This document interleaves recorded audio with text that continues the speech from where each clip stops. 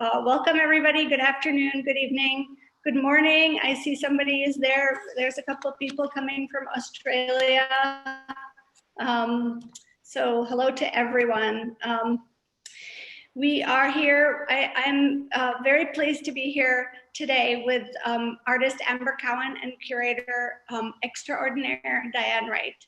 I just wanted to quickly introduce both of them, and then we will get to the subject, which is talking about the history, a little bit about the history of the glass pressed glass, and Ammber's work. So Ammber is an artist who we have had the privilege of representing at Hella Gallery since 2013. I will, for one moment, if you will indulge me, I will put up, or in one moment, I will put up an image of the first piece of hers that I ever saw and that I remember. I have to say that Ammber is one of the few artists where I distinctly remember which piece it was that I saw first. It's a piece called Milk. It was made in 2011, and Ammber submitted a part of it, or maybe one component that was not part of it, for a juried gala at Urban Glass in 2011. And I was on the jury. And when I saw the piece, I was totally taken with it right then and there. So it was really a wonderful piece. It was the milk piece itself was a 7-part wall installation made out of milk glass. I will show the image of it in a moment. Ammber has received her MFA from Tyler School of Art in Philadelphia, where she is now a faculty member. She has been the subject of 2 solo exhibitions in her young career, and she is going to be a part of 2 upcoming exhibitions that I want to mention. One of them is a digital exhibition curated by 2 New York-based curators, Paul Laster and Renee Ricardo, for the upcoming Intersect, formerly SOFA Chicago, an art fair, and the exhibition is called The Desire for Transparency, Contemporary Artists Working with Glass. If you are a VIP or want to become a VIP of the fair, you will be able to hear a panel on November 5th, I believe.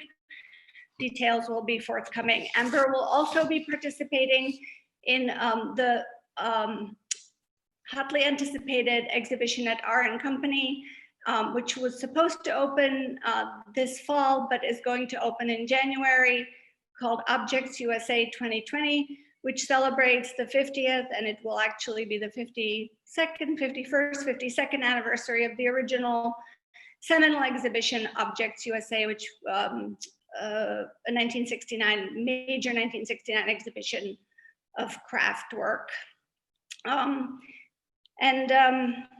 Diane Wright, we are so pleased to have Ammber here today. I'm standing in front of Ammber's newest piece called Hand Collecting All Her Ova, a wonderful piece that was also in the announcement that we sent, and you probably got a better view of it than you do here on this screen. Diane Wright, curator, who currently serves as the interim director of curatorial affairs and senior curator of glass and decorative arts at the Toledo Museum of Art. She is most recently the curator of Path to Paradise. Is that right, Diane? Judith Schechter's Stained Glass Art, a major solo exhibition of the artist Judith Schechter, which is on at the Toledo Museum of Art, currently opened on October 3rd and runs through January 3rd. If you have a chance to visit, I haven't seen the exhibition, but I can only imagine that it is amazing.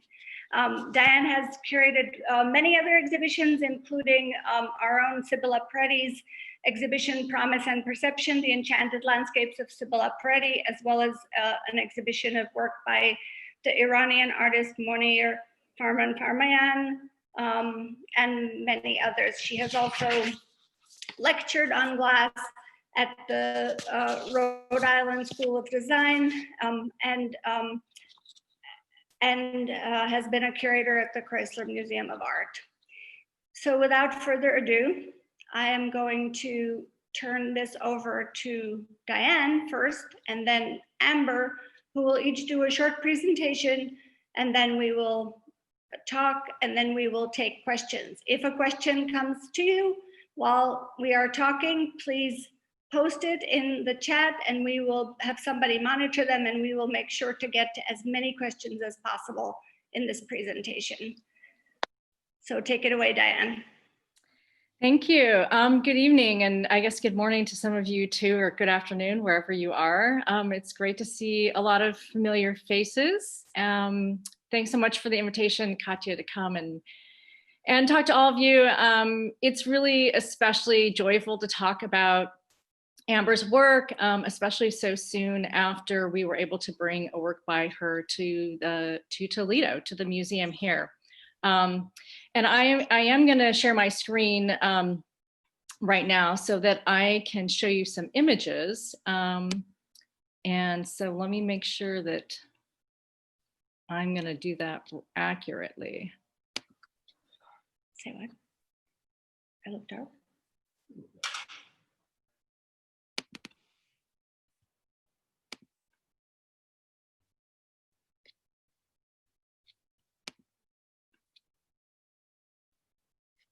Okay.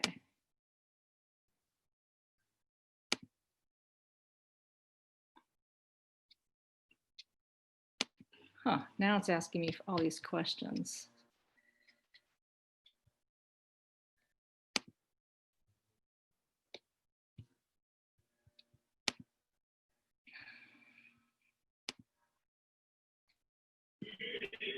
So yeah, Diane, I can share for just a moment this image here.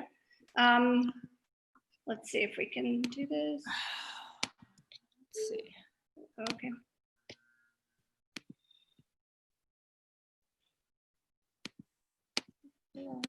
To do that. Doesn't want to let me do it either, interestingly enough. Okay, let me stop trying that. Let's see, Ammber, are you able to try to share your screen? Maybe we would start with you. Ammber, can you hear me? Yeah, I think I can share my screen. Okay. Do you want me to go first? Sure. Unless Diane. Diane, can we help you in some way? I'm not sure. It's asking me to go into system preferences. You know, maybe if Ammber wants to go, I might go ahead. I might send my thing to you, Katya. Okay, that sounds good. Is that okay? Ammber, can you Sure. do that, please? Thank you so much. Yeah, okay. So hello, everyone. Good to see you all. Hope everyone's doing okay, and thanks for coming. And thank you, Katya and Diane, for organizing this. Okay, so I'm just gonna talk a little bit about my work and kind of how my process goes, a little bit of like finding the glass I use, and how kind of a piece comes together for me with regards to finding material, working, and then putting something together. So I'm just gonna share my screen here. And then, is that good? You guys can see that? Yes, okay. All right, so how it kind of started that I started using this old material of this old press glass kind of cullet is I found an old barrel of this material behind the furnaces at Tyler when I was going to grad school there. And that barrel was actually a pink, kind of a shell pink color.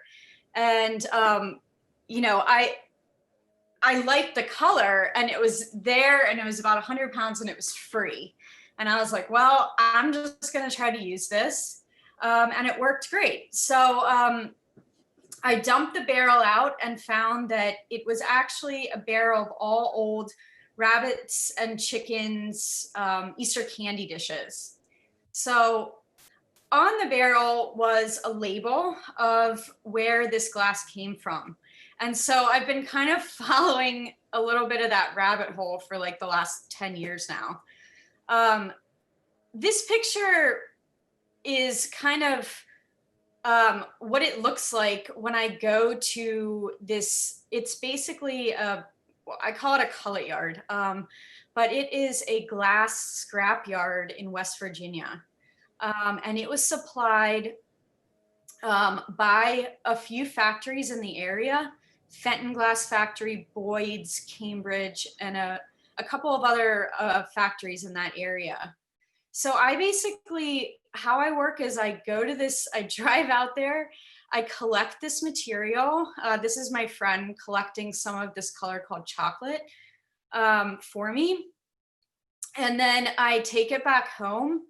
I flame work with this material, and then I start researching what was originally produced in that color. So, okay, here we go. So this is kind of what my car looks like. I would basically load up like 300 pounds of this material and then drive it all the way back home to Philadelphia. So this color was actually called chocolate, and it was a popular color in the early 1900s. It was mainly produced by a company called Greentown Glass, and these are some of the original forms that were produced in it, that were pressed in that color. Even though it's kind of an interesting color and you don't see it much in glass these days, it was actually really popular at a time. The piece that I'm going to show next is the one that is now at the Toledo Museum of Art. And the little dolphin dish on the right, the fish lid is one of the ones that you can see in this piece at the TMA now, which is called The Grotto of the Chocolate Nymph. So basically all of the material, all the kind of leaves and feathers and all of that kind of lush foliage stuff and all the little pearls, those are all things that I flame work using that old material.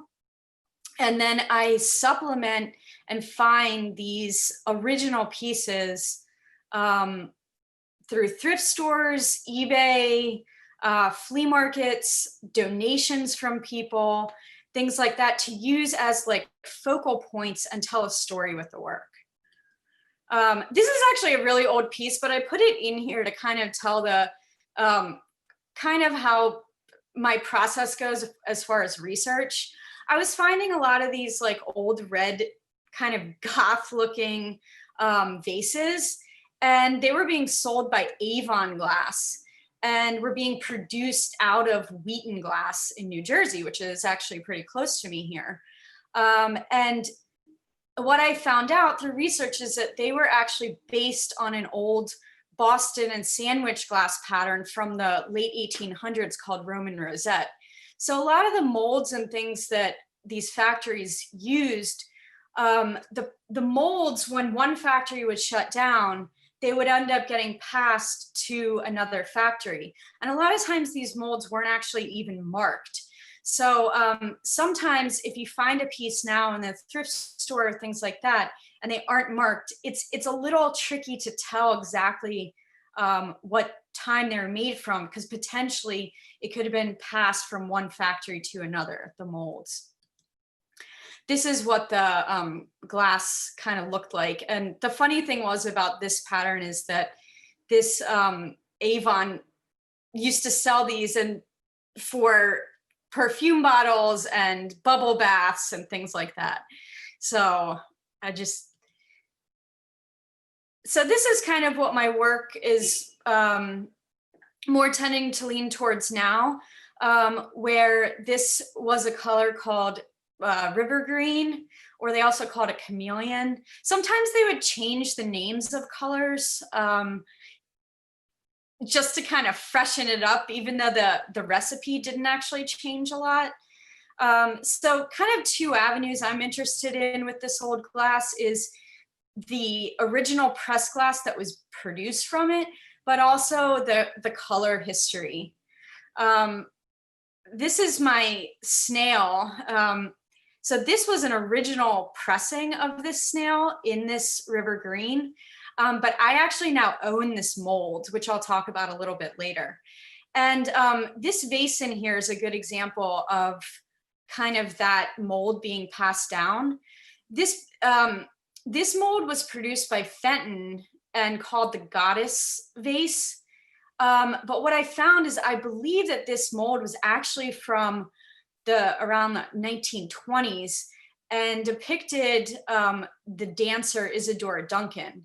So it was made a long time ago, but then was acquired by Fenton and produced up until, I believe, like the 2000s. And they just kind of changed the name to the Goddess Cup. This is just a newer piece in the last couple years. So I found these dancers and kind of created this theater around them.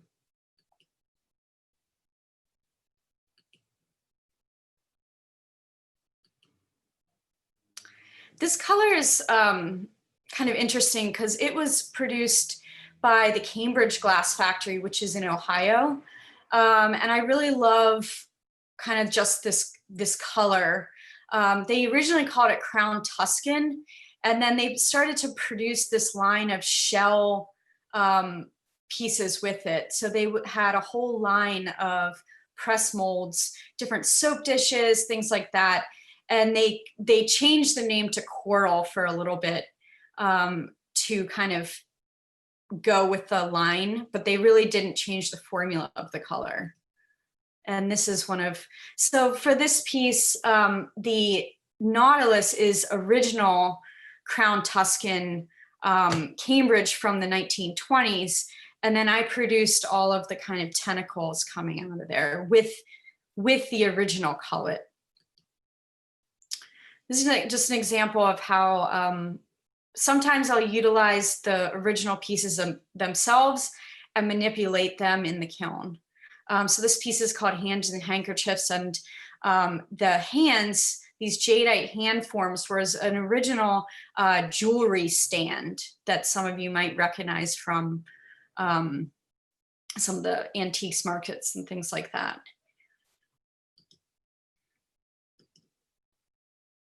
And I put this piece in there to show you that, one of the kind of a little bit sad things about my work is that when I go to this cullet yard, sometimes there's one barrel of this glass, and, that's pretty much it for the color. This mint green, I had about 150 pounds of it. I used it all, and now it just doesn't exist anymore. So I am now having some molds produced by a company in Ohio called Mosser Glass, which I think Diane's going to show a little bit of that factory. In 2017, Fenton had a sale of all of their equipment because they finally officially closed down. And I was interested in getting and purchasing an original press. So I toured the factory, and it's kind of a sad photo, but this is what the original factory looked like when I toured it. And so I wanted to see which presses were going to be available. And I purchased in a live call-in auction this press, 122. So getting the press across a few states was kind of crazy. And luckily my friend Greg Nangle, who has a couple presses, actually brought it back to Philly for me. And then we brought it over to Tyler, where it's being kept now, in his like old vintage Citroen truck. It was a wild ride. But this was my assistant at the time. We drove it through North Philly like this on the back of this truck. And then simultaneously, they had a listing, an online catalog of over 20,000 original molds. So I spent basically months of a summer going through every photo of this catalog to try to figure out which molds I wanted and also could afford. This is one of the ones I purchased, which is the snail, or sorry, the swan. And then this is also the snail that I purchased as well. This is kind of a better picture of the swan mold. There was some interesting molds in there that it was really hard to decide. And I also bought this fan mold. So this is just a little video. Let's see. Oh yeah, here we go.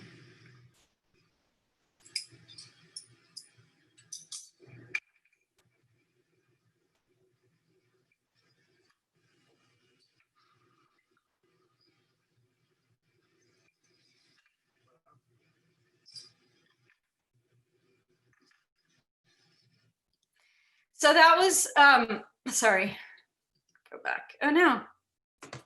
Oh, here we go. Okay, sorry. So that was a little video of my press being used. I just showed my students how to do it last week.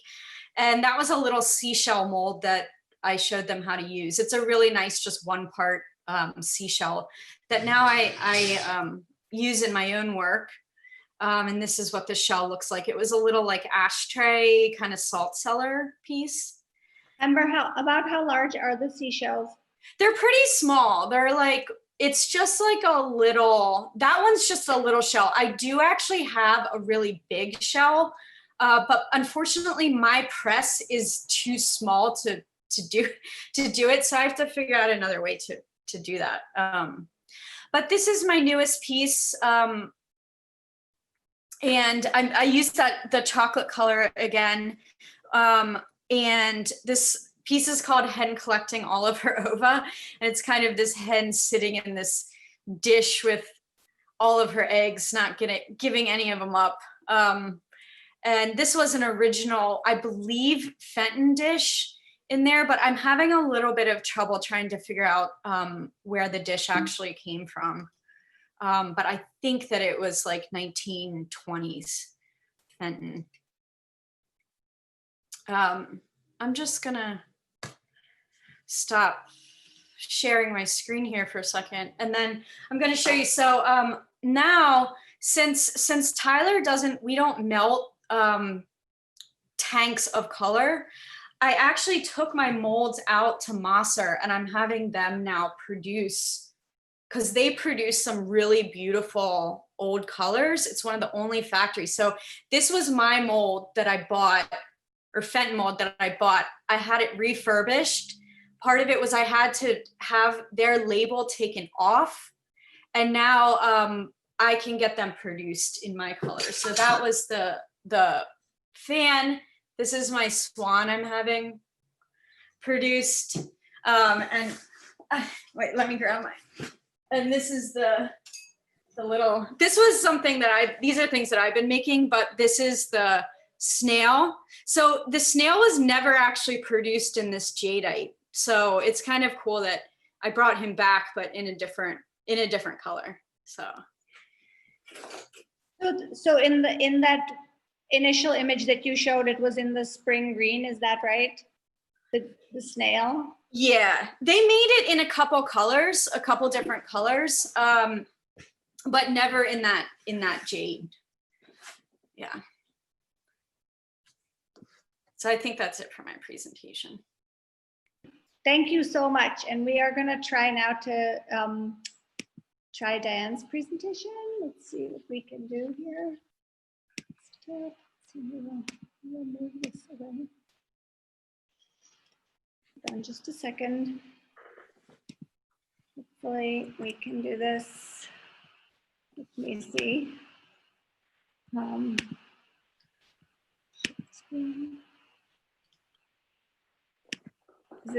Is it, are you seeing that? Not yet. No. Let's try that. Okay. And There we go. No, but now where did that go? Is it here? Yeah. Is that it? Yep, that's perfect. Perfect. Perfect. Is that the first slide? Yeah, that's good. Okay. Yeah, the one before that is just the one with my name on it. So you know who I am. So thanks, Katja. Thanks for helping me with the technical. Go back one slide for a second. So actually, this is nice because now Ammber has mentioned a couple of the names and things that I am going to talk about, and I just wanted to give you kind of a quick perspective from which I've been thinking about this work, and that's good. We can start there. You know, the TMA collection, the Toledo Museum collection, is one of three major collections of glass in the country that span really the whole history of glass, the 3,500 years. So I'm fortunate in that I can kind of think of it within that context, and in addition to thinking of it within the context of a larger art museum. So I just start with these two objects. The one on the left actually is from the Walters, but the Romer, the glass on the right, is in the Toledo collection. And just to tell you that the idea of taking something metal and pressing it into the surface of molten glass to leave an impression, as well as to create the shape, is something that's been around for quite a long time. So the example on the left is an 8th century Islamic coin that has text on it. Including the name of the financial directory of the Damascus treasury. And then the piece on the right, about 1,000 years later, is a mid-17th century glass that has these wonderful little blobs of glass that resemble the surface of a raspberry. And those would have been created, the texture would have been created by a little piece of metal that was impressed onto the vessel. If you want to go to the next slide, Katja. Really, though, it's in the 19th century that we start to think about the history of pressed glass, and that the influence really that comes into Ammber's work certainly starts to appear. So the piece on there, the example on the left, is really one of the first examples, or the first kind of tries at pressing glass. So you have a little pair of hand pliers there. And the device then moves to a tabletop with a lever on it, and they're pulling that down, bringing a plunger into a mold that would have been filled with molten glass to create the object. If you go to the next slide, Katja, and a device like that, those little hand pliers would have created some objects like these, which are drawer pulls, and these are in the Toledo collection. So if you go to the next slide, but this is the device that you saw Ammber show pictures of. This is a patent drawing. We don't actually have patents that go all the way back to the very beginning of when the press was made because of the fire in the patent office in the 1830s. But a man named Deming Jarvis, who lived in Boston and worked at Boston and Sandwich, wrote about the early use of the presses. And he talked about how the Europeans developed them, but that it was the Americans that really made the improvements on them.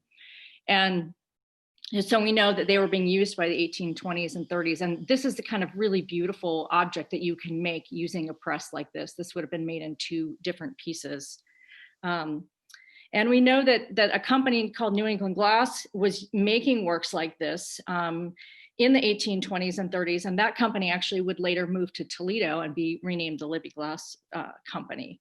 So this technology that's developed in the early 19th century starts really in America and then spreads throughout Europe. It's in France and Belgium and Germany and Scandinavia and Bohemia.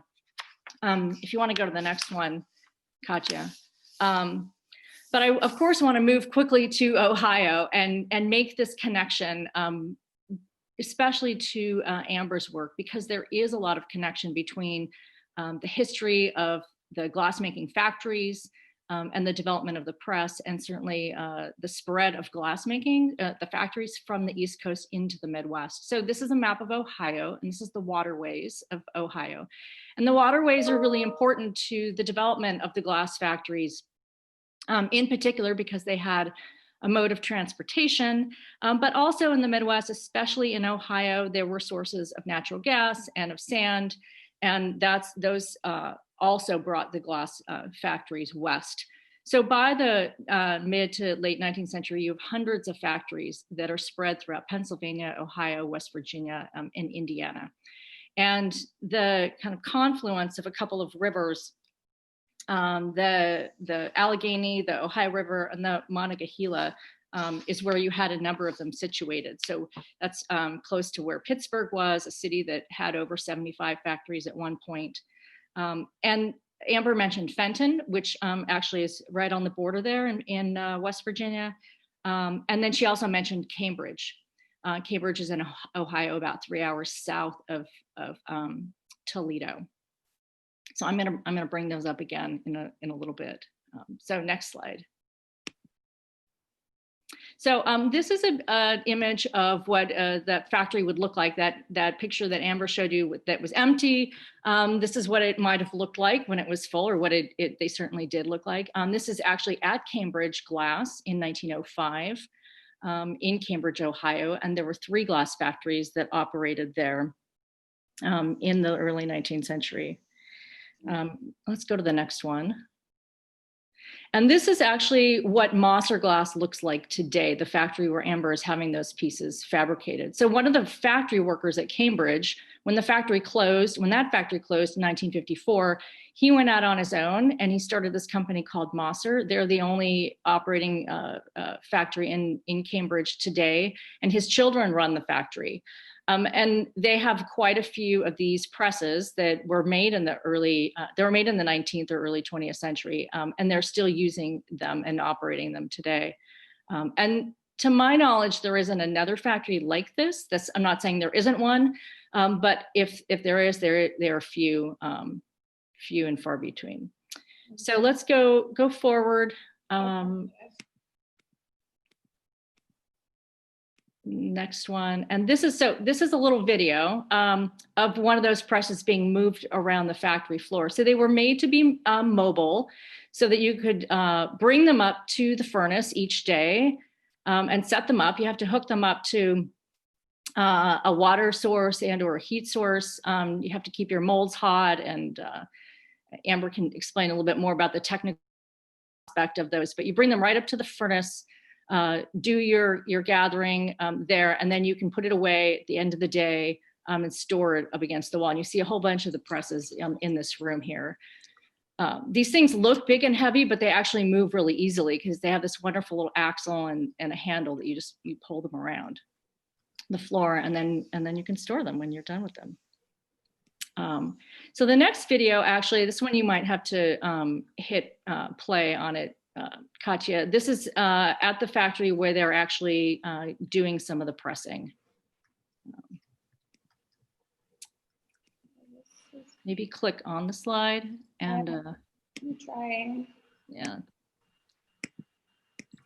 Come down below the image. That's okay. It's a Vimeo link, and actually we could maybe in a minute I can put the one of the links in the chat for you. But it just shows you how the press is being used, and it actually looks very similar to the one that Ammber showed. So if you go to the next slide, then one of the things that I wanted to start thinking about when we got Amber's worker, as we were getting it, I was already kind of drawing a lot of these conclusions for myself, was this connection between the factory and the history of factory glass and artists working today. And really these kind of interesting connections and sort of these, I guess maybe you call them kind of cycles of thinking about how we think about factory glass, or how artists have thought about the connection to the factory versus working in their own studio. And Toledo is a very particular place in terms of being able to do that, because we have these 5 major factories, probably more glass manufacturing than almost anywhere else. So you have Libby doing the tablewares that started in 1888 in Toledo.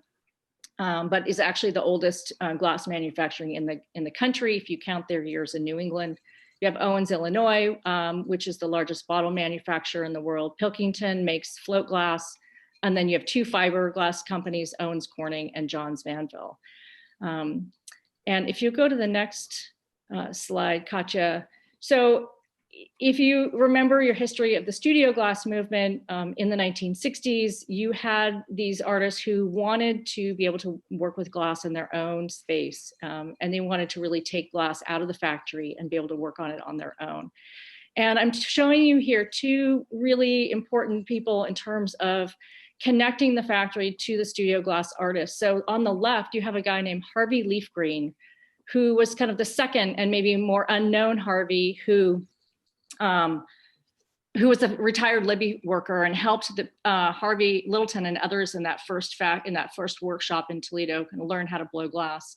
And then you have Dominic Labino, who supplied the glass that they used in those workshops and brought the raw material over from Johns Manville. Okay, next image.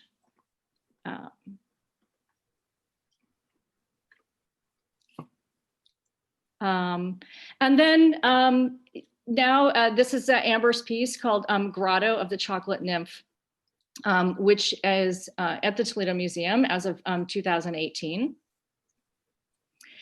And, you know, bringing this piece into the museum, I think really kind of brought this full circle in terms of the artists in the 60s bringing glass out of the factory, and now kind of Ammber reaching back to the factory and kind of bringing this tool that allowed factory workers to really change the dynamic of producing glass and bringing it back into her studio. So in the next image, it's just a detail. Go to the next one, Katja. I wanted to just show you what some of the connections are that I'm thinking of. So she has a couple of things that are really fascinating to me here, the way she combines some pieces that were produced in factories. So this compote was made by a factory named Greenville that's in Indiana, that was probably made around the turn of the century, around 1901. So she's using these found pieces that were produced by companies making pressed glass. And there are a couple of other elements that you see in there too, the little nymph that's standing in the middle, the little duck, and there's a swan in there, and she will refashion some of these elements or put them in whole like you see them. And then of course she's creating her own elements as well out of that cullet that she mentioned that she's finding at the factories. And I have to say I was particularly drawn to the chocolate glass. And I don't know how much you have left of it, Ammber. Maybe you can talk about that later. But there's not an infinite supply, as we've been told. So go to the next. I'm almost done. I just have a couple more images. So Ammber showed this image. Clearly, it's one that I borrowed from her. But then she, of course, is pressing her own pieces. And so the grotto piece has a number of these wonderful little shells in it, and she's showing you her mold there. And then lastly, I just wanted to show you this image because Libby Glass actually had a couple of these presses in one of their storerooms, and there are a number of people at the factory who are getting ready to retire, and we're sort of losing this whole kind of group of people who've been at the factory for probably 35 to 45 years. Are retiring right now. And a couple of them came to us at the museum and said, we have these, if you don't take them, they'll probably just get, tossed aside or, sold for scrap metal or something. Do you want them? And of course, Alan Iwamura and I started jumping up and down, and we were like, yes, definitely, we want them. I mean, in my heart, I was jumping up and down, but I was like, yes, we would love these. So we got two of them. And nice. They have this, of course, wonderful connection to being used at the Libby factory, even though they're fully automated, so they haven't used them for production for quite a long time. And these are four of those people from Libby with the press. And then I think I have just one more image that's shows you the press that's in the glass studio there at the Toledo Museum. There's an image on the right of what the glass studio looks like. So all of that to say, there's just some wonderful kind of historic connections that I have been finding that's been really interesting to think about them in light of having a work by Ammber in the collection and being able to tie it back to the history of the material, the history of the region, the history of manufacturing, and to see these connections being made is kind of fun and interesting. And these presses are available for artists that want to come and work with them in our studio also. So they're not just objects for display, they're objects for use as well. So one more image and then that's it. I'm finished. Thanks. Very nice. Thank you so much, Diane. I'm going to stop sharing the screen for a moment. And I'm going to go here. And I'm just going to start by asking, so Diane, the press that we saw there, is that is the one that would be used in the studio if somebody wanted to rent it? Yeah, so that's a bigger one. They're two different sizes. Ammber actually mentioned I think it was at the fan, Ammber, or one of the molds you have doesn't fit on the press that you have. So, I mean, the molds are meant to be interchangeable, but you still have to have a certain size press to use a certain size mold. Each mold also comes with its own plunger that they're a pair, and you have to then you swap them out on the press. So yes, that one, the larger one, we have used in the studio, and we have a smaller one that we have on view in the gallery. Okay. And Ammber, so where is your press, and is that the one we saw in the Tyler video, or does Tyler have a press and you have a press too? No, that just one press at Tyler.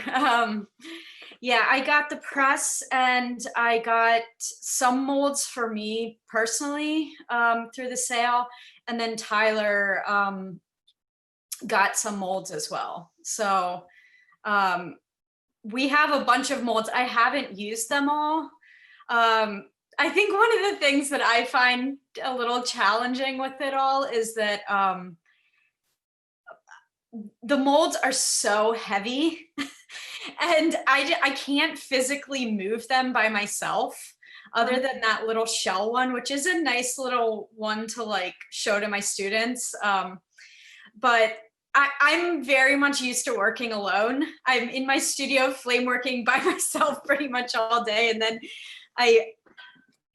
when I want to use one of these molds, it's like, it's a lot of setup. And they're very hard to move around. You need a team of people to help you. Yeah, I mean, there are a few other schools. Jennifer Halverson, yes, at Ball State University also has a press setup and is doing some really cool things with her students and the presses as well. So I think one of the interesting things here is that these presses have made it from the industrial environment to the studio environment again, if you will, even though they are maybe open access studios, they're not individual artist studios necessarily. But I think that that's such an interesting moment where the industry has kind of made this full circle and is back in the hands of the artists or the process of the making, right? And so how do you think this is going to help your work, Ammber? Or well, it was like I saw this opportunity when Fenton was shutting down to get this press, and I knew that it was never going to happen again.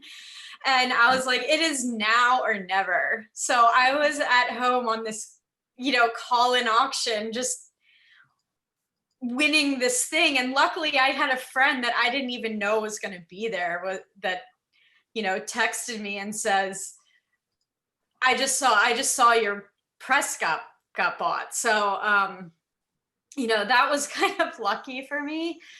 I think that it's a really good educational tool for the students right now. Uh-huh. And it's nice to be able to like think about it in terms of like, maybe there's, a jeweler that I could work with to maybe recreate some new molds for my work. But it's just an interesting piece of equipment that I know that is going to have potential for the future. Mm-hmm. That I knew it just wasn't. I've actually had people offer to buy mine already off of me. They're not, hot item. They're not that easy to find. Exactly. So okay, we're gonna open it to questions from everyone. If you have a question for Ammber or for Diane, please post it in the chat, and we will try to answer them as they come. And in the meantime, Diane, have you looked at other artists' work who use the glass press? Yeah, I have queried Ammber about other people, certainly. And when I started hearing other names, I was like, oh, this is really fascinating to see that this is happening. I don't know if it's big enough to call a revival, but it's like kind of a mini something going on. And so Jennifer Halverson, who's at Ball State, she runs the program there. Ball State is about 2.5 hours from Toledo, and so she actually came up to the studio with her students and used our press and has helped us learn how to use it actually. And then Ammber mentioned Greg Nangle in Philadelphia. If there, I don't know if anybody else, but most of the factories have closed at this point. I think Fenton was pretty recently. That was 2011. So they are hard to find. If people wanted them, they would be a little bit trickier to come by these days. If anyone is familiar, I know that Hudson Beach Glass in Hudson, New York, it's right by Dia Beacon. I believe that they actually do a lot of their work is made by this process. And as well as they also produce a lot of their own colors.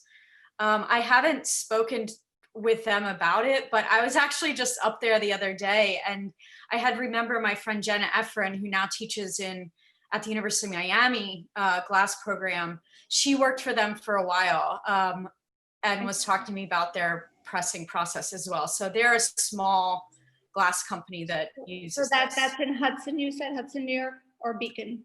Beacon, but it's called Hudson Beach Glass. Yeah. We have a few questions here. Suzanne Perrault. Hello, Suzanne. Do you work with clear glass too, Ammber? I don't really use it in my own work too much, and that's and that's part of the reason why at Tyler we really only melt clear. We have melted like a gray tank once, which I did some pressings with. So it doesn't lend itself to my process very well with how I put my pieces together. And I've tried to use some transparency before, and for me it's not really quite the look, my look, I guess. Okay. And also, sorry, go ahead. No. So I was just gonna say, and also I use a lot of this old color. So I would to make them out of my color, I would have to melt another furnace of this. And I did do a residency at the Chrysler Museum where we melted a furnace of the cullet that I used and blew glass out of it for a few days, which was really cool. Unfortunately, we didn't also have a press there. So it's kind of a lot to technically get all of these things all aspects together at the same time. There's another question, Paul Laster. Thank you for being here, Paul. Ammber, do you make all of the elements that you collage together through the glass press process? No. So most of the pieces that you see in my work is actually done by flame working. So basically, I take that cullet, that broken glass, I put it in a kiln, and then I melt it down into like a blob, basically. And then I use tools to shape it. So all of the like leaves and feathers and flowers and all that stuff is done through flame working, not through pressing. Interesting. Okay. And then there's another question about size. How big do you want your work to get, or do you want to keep making the parts that you can do by yourself on your torch? Good question. I mean, I would like, I would like to keep making bigger and bigger work, but there's, you know, technical aspects of that. I just talked about moving things, you know, moving things around by myself. And that piece, the big pink theater piece that is now at actually Mad Museum, that piece was kind of maxing out for scale I can move by myself. I always needed someone to come over and help me. So I think, you know, I have tried to have other people work for me before, and that is also a little tricky. Pretty much all the parts you see I make by myself now, because technically it is challenging, and most of the time if someone gets to, how do I put this? So most of the time if someone can technically make the pieces to look like mine, they want to work for themselves. They don't want to work for me anymore. So it's hard to like find people to work for me that will make the super large pieces. Yeah. And there's a couple of questions about how you actually apply the pieces and put them together in these grotto-like formations. It just really depends on the piece. I use a couple different processes. I think that you can just think of it more as like flower arranging. I make all the pieces individually. Somebody's asking whether you do it with heat and whether it's compatible. Sometimes parts of it will be fused together, but other times, no, it's not. The parts are made individually and then attached separately. The good thing about that is if, you know, when it's out there in the world and maybe one little tiny part breaks, I can extract and replace it. So I see some other questions. Yes, and there's a question about is the cullet compatible with any other glass, and will you ever run out of cullet, and then what? Yeah, good question. So the reason people always ask me about the monochromatic palette of my work, and that really started out as like more of a technical aspect, because the colors, when these factories were making the colors, they weren't thinking that anyone was ever going to try to put them together. They just made the formula, and mostly none of the colors that I use are actually compatible with each other. So that rosaline color I use a lot. I bought 2 separate barrels. It looked exactly the same. I tried to melt them together and it didn't work. So that's kind of technically why my palette started out as monochrome. But then, you know, it became like this signature in a way. And then also my work is so like visually overloaded that I think if I also started mixing color into it as well, you would just get completely lost. So we have a couple comments here that I'm just going to read. Suzanne Peralt, I'm going to just call out. She says she loves the fact that you have the heart of an antiques collector when gathering materials for your work, and you pay attention to the factory that made the original item and what the colors were named. The names of the colors often appear, we should say, in the titles of your work. Is that right? Yeah, a lot of times. Mm-hmm. And like for example, the piece that it's in Toledo. Mm-hmm. Then Dr. Jane Cook, hello Jane, says, is the revival perhaps part of the move to recycle, upcycle, making more artists comfortable with the idea of using pre-made materials or pre-made elements instead of all original and handmade? Question, maybe? Yes, do we agree with that? And then Ashley Smith says, I had a question about a different work by Ammber, Bridesmaid Returns to the Shore of Her Full Moon, which is a piece we haven't seen here, but and Ashley says, was there a significance to the blue iridescent glass that you used for the moon portion? It's so different from all your other work. I'll show that picture. Okay.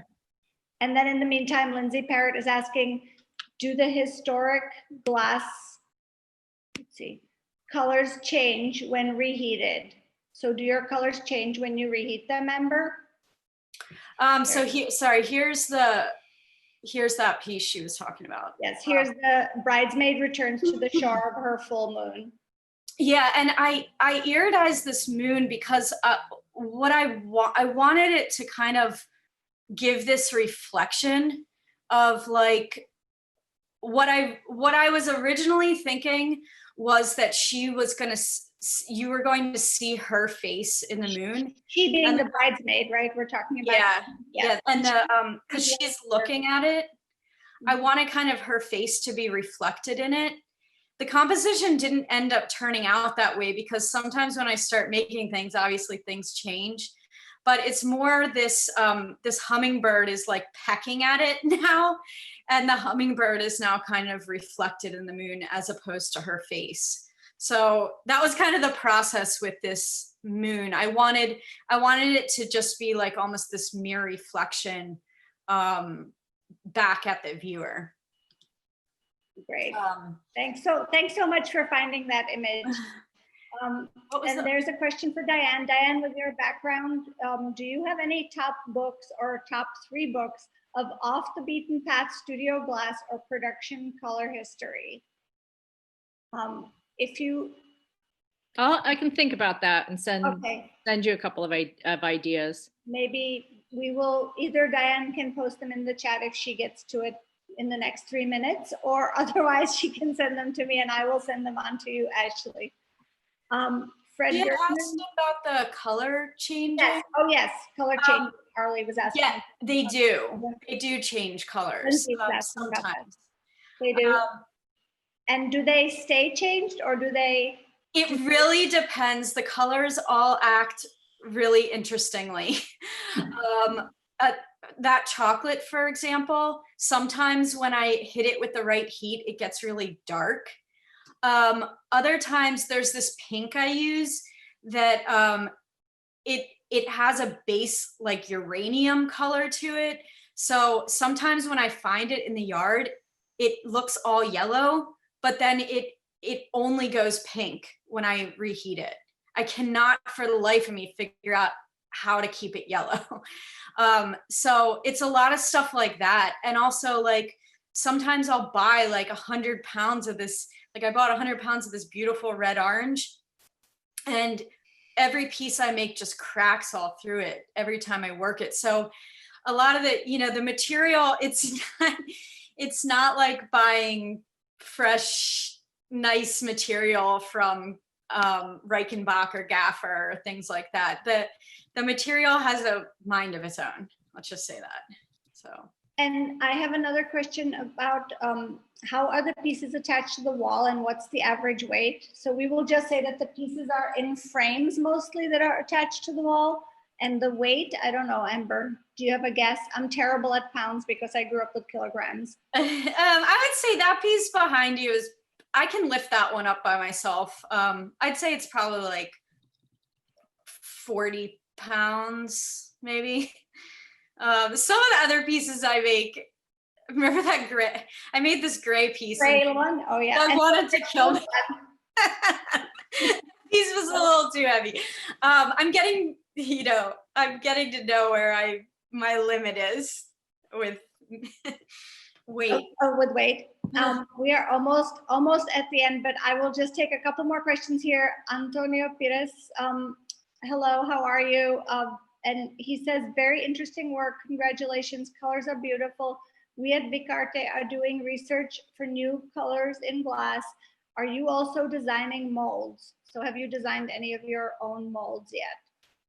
I have not yet, but it's definitely something I'm interested in. I think is his company in Italy? Because it's in Portugal. Antonio, if you're there, can you unmute you?